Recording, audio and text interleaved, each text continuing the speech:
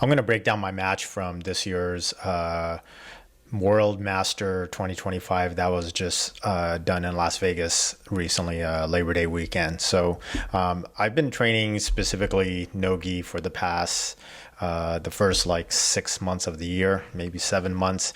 I probably put on the gi once, but I literally didn't touch it for like 6 months straight. So about 5 weeks ago, I decided that I wanted to do the World Master event in Vegas. It would be my first competition as a brown belt. Got my brown belt in November of last year, but this past year I've just been focused on life, and I wanted to give a shot of what it was like to train no-gi full time. So I love competing in the gi.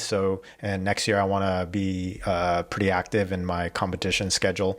So I ended up going back into the gi, training only 5 weeks, and then ended up here in Vegas. So this match over here is the Masters 4 brown belt light feather, so that's 141.6. And what I'm going to do is I'm going to go ahead and start this video here so we can see.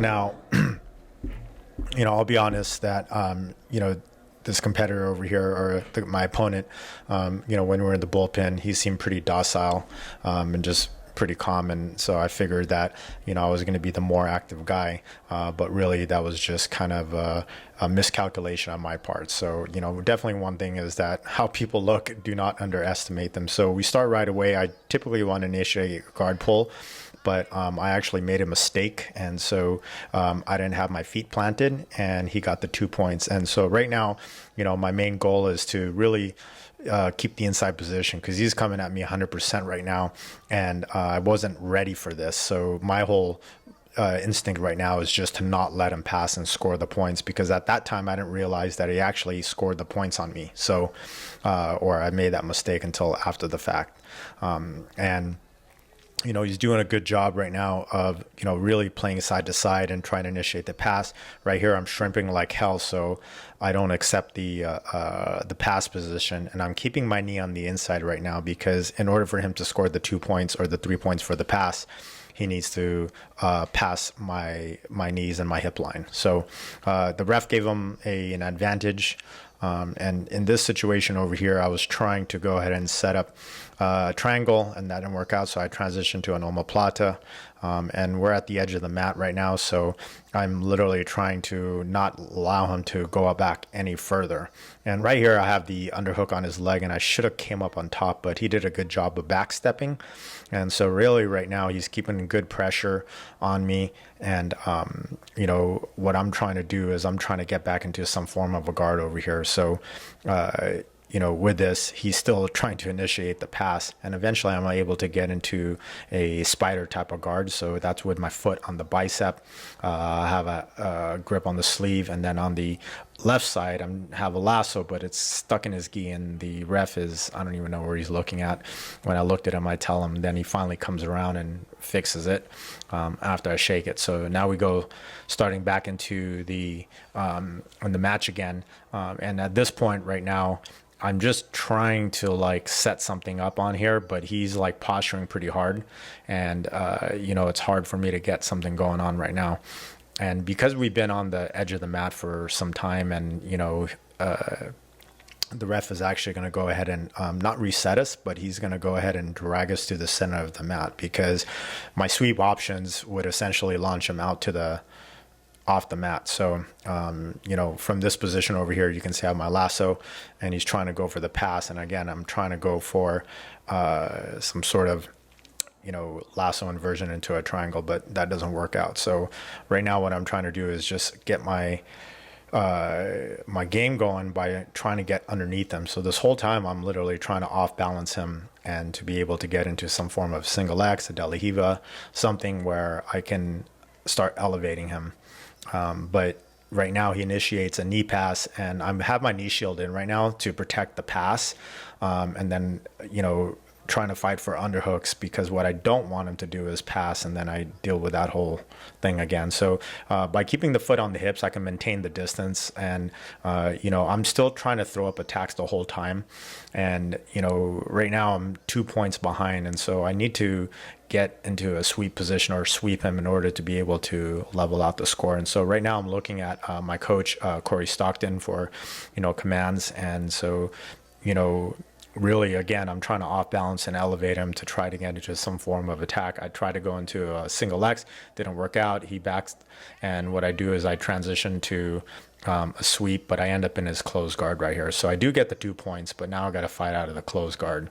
And so, again, I'm trying to listen to my coach. He's telling me to posture, because if I don't posture, then he can go ahead and set up an armbar attack or sweep me again. And really from here, my goal is just to not get swept right now. But I made a mistake of sitting down and going for that leg attack. And so basically I just gave him another 2 points. But this is the problem. Like when I was training Nogi, this is like kind of what I do. And so right now I'm attacking the ankle, but I am, going into a form of Aoki, or an Aoki lock, and I got DQ'd on the spot, but for some reason the ref let us fight some more. So I'm trying to talk to him right now to try and figure out what's going on. I'm thinking he's calling me for a reap, but I'm like, no, my leg is below the knee. And so he ended up throwing up another DQ, but we're still going. So there's about 30 seconds left. I'm still trying to attack my opponent. I realize that's not happening, so I come up on top to try and get the points, and I'm trying to go for a pass right now. But again, he did a good job of odd balancing me, putting me back, and I accepted the pass. Accepted the sweep. Although I have the underhook over here, I'm going to try like hell just to score, in the last few seconds, which I did put him back down. So I got another 2 points. So now we're 6-6, but he's got one advantage here right now. The problem with this right now is that, the score is 6-6. He has one advantage. If I went for a traditional straight ankle lock, I definitely would have got the advantage, for that one there. I had an omoplata, but it wasn't a very strong threat, so I don't think I would have got an advantage for that. But considering that if it was 6-6, 1-1, even on there, I was definitely more on the offensive the whole time, and I threw up more attacks. He never once put me in danger, so I feel that if it came down to the ref's decision, it would have gone my way.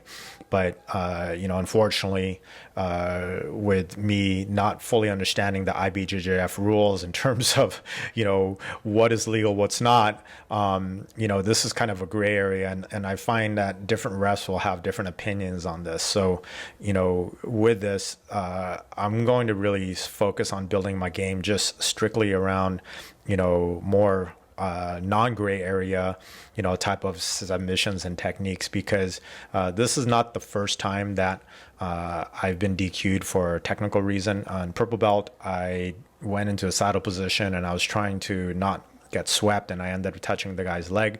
And in that time that I touched the guy's leg, I got a DQ on that. So, you got to be careful if you train a lot of Nogi and you want to compete in the IBJJF.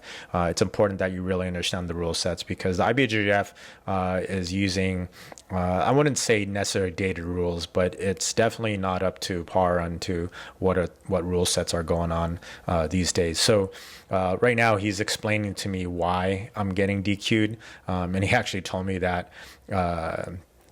points don't matter because I'm going to get DQ'd anyway. And so, he was communicating with the people at the instant replay table, which is down the way. It's in the same building. And so what they do is that they review the match. They do it slow motion, play by play. So this way they can see any calls, or something can be reversed, or something sticks, right? So the nice thing about the IBJJF is that they do have these instant replay people, and the refs can talk to them in real time and they can review, because the problem before was that, something would go wrong, and then he throws up the DQ sign, and that's it. It's official. So,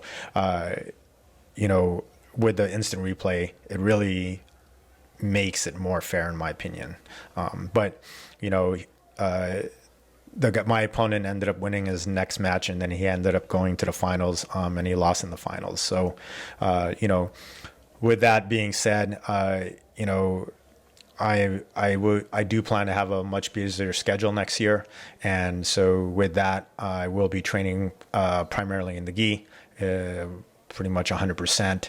And so next year, my goal is to come back, not make those mistakes, and win the whole entire division.